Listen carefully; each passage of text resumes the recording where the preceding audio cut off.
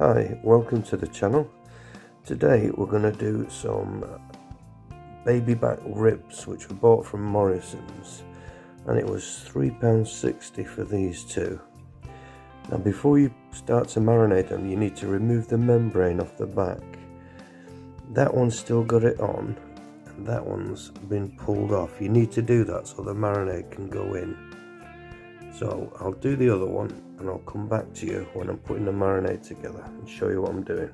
And that's the membrane off the second one, and I just thought I'd show you what it looks like when it comes off. It's like that, and it is really a good idea to get that off so that marinade can soak in from both sides. So I'll come back to you in a moment.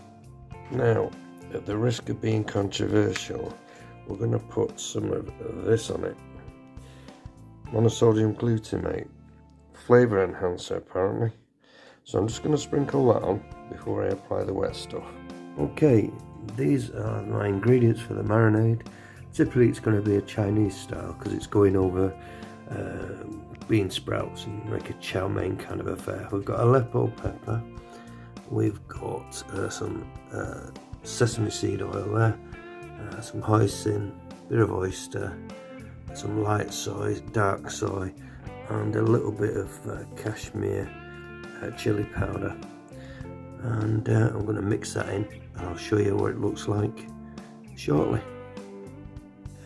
Right, that's the marinade applied, and I'm going to leave that overnight in the fridge with the cover on, and then tomorrow when we're ready I'm going to put them in my vacuum chamber and apply a vacuum to drive that marinade further into the meat.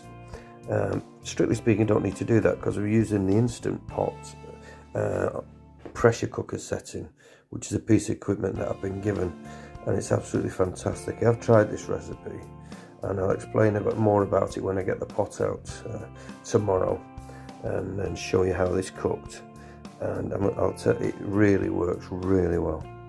Right, we're back 12 hours later, and that's what 12 hours of marinating does to baby back ribs.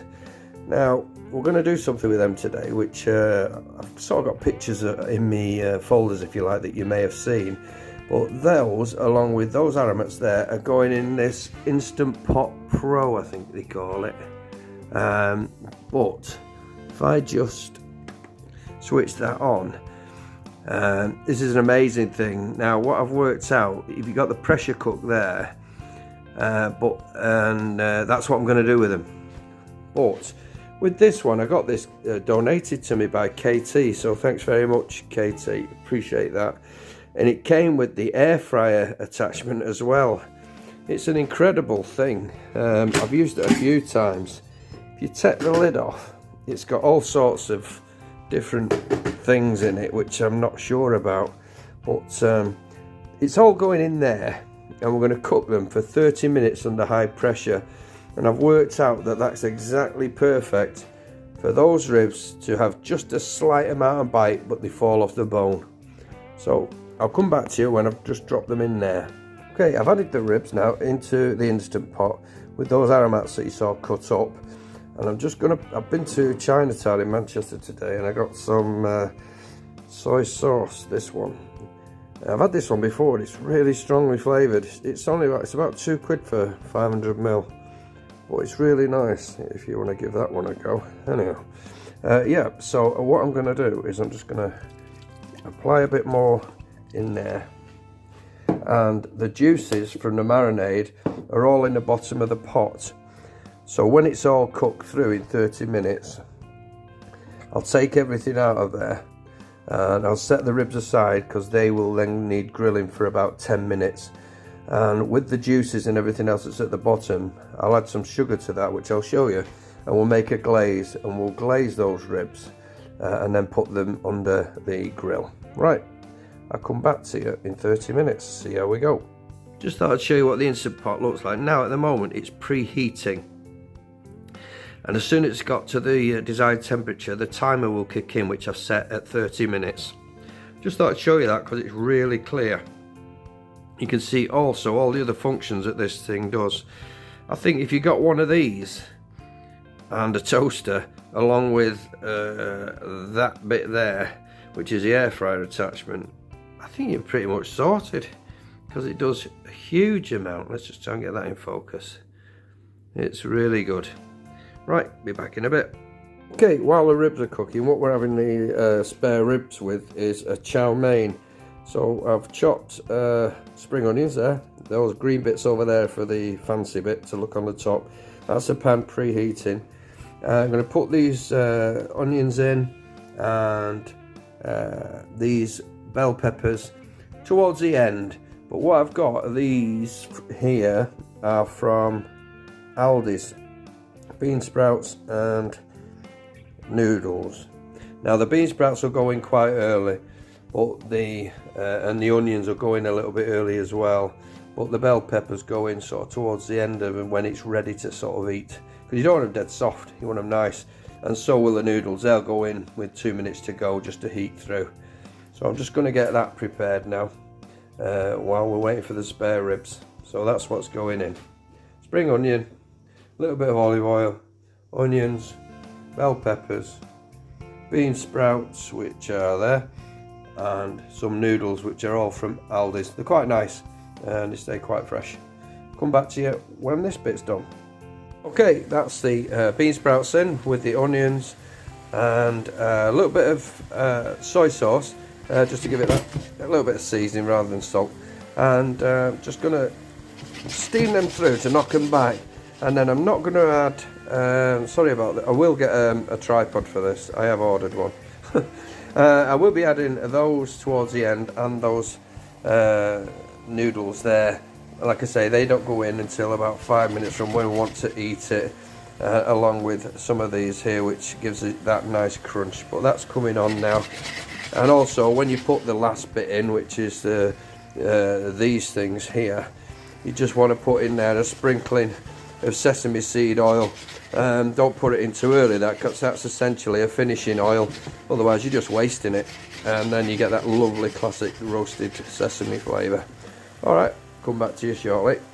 Okay, that's my version of my chow mein done now. Just going to add the sesame oil to that when we're ready to eat, and a little bit of hoisin, and that will be ready to go. So that's what you should be aiming for roughly. Just thought I'd show you this in one of my other videos if you want to watch it. It shows you how to make homemade sweet and sour sauce. I've just made it again here with literally not many ingredients, and I can honestly say it tastes incredible. You've got to do it for yourself. It costs next to nothing and so much better than the stuff in the packets. So good. Okay, that's had its 30 minutes. And that's your warning you get, and then what it does, it goes automatically into a keep warm function, which is pretty good. But what we're going to do is we're going to release the pressure, and we do that by pulling that lever there and sort of stand away a bit. Well, the smell's coming out of there. Oh, that's incredible. So as soon as the pressure is released out of there, I'll take the top off at the same time, so we'll see it together and see what it looks like. Right, okay, the pressure's just released, so we'll look at this together. Turn the hand up and lift. Oh, I might get a bit steamed up. We'll put this to one side, and yeah, we're not going to see too much, are we, because of the steam? Never thought of that. Oh well. Well, that's what we've got. I'll come back to you when I've lifted those 2 pieces of spare rib out and put them on a tray ready for grilling. Okay, now those are the ribs after just 30 minutes, and if you look, you can see how the meat has shrunk back from the bones, and they literally can be just pulled away. Now what we're going to do is just going to clear a little bit of this off, and then we'll glaze them and then grill them for about 5 minutes or 10 minutes maybe. And the glaze we're going to create with the juices and the marinade that's left in the Instant Pot. We're just going to put that into a pan, get it to a boil, add some sugar, and possibly a little bit more soy, maybe a bit of sesame oil, to create the glaze and also to create the pouring sauce afterwards. Okay, now that's all the juices into the pan, and I've put in there 3 tablespoons of brown sugar and some sesame seed oil, and I can assure you that I've just stirred it, and the flavour is exactly what you want it to be on sticky ribs. So I'm now going to reduce that so it's getting like a bit like a glaze, and then I'll glaze the spare ribs, and then I'll just knock that back with a little tiny bit of water so it becomes more pourable when I pour it on the ribs once it's on the plate. Just thought I'd show you that. Okay, the sauce is caramelised enough now to make the glaze, so I'm just going to put some of that on there, ready to go under the grill. And when we have that ready to go under the grill, and I must tell you, that sauce tastes absolutely divine.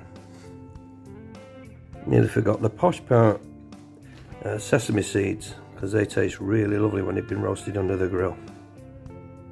And here's the finished dishes. Baby back ribs on chow mein, and my daughter's having homemade sweet and sour chicken on chow mein.